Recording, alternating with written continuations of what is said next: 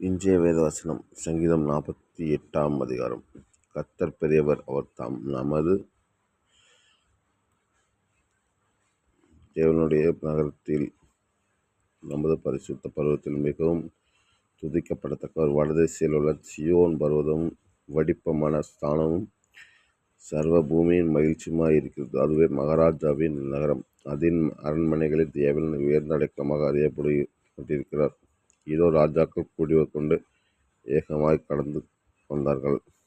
அவர்கள் அதை கண்டபோது பிரமித்து கலங்கி விரைந்தோடினார்.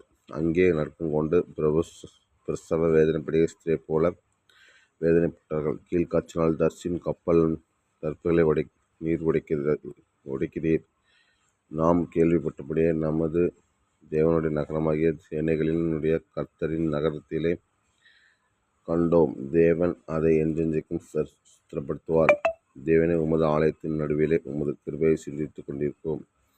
தேவனே, உமது நாமம் விளங்குகிறது போல உமது புகழ்ச்சியும் பூமியும் கடையாந்திரங்கள் பரியந்தரம் விளங்குகிறது.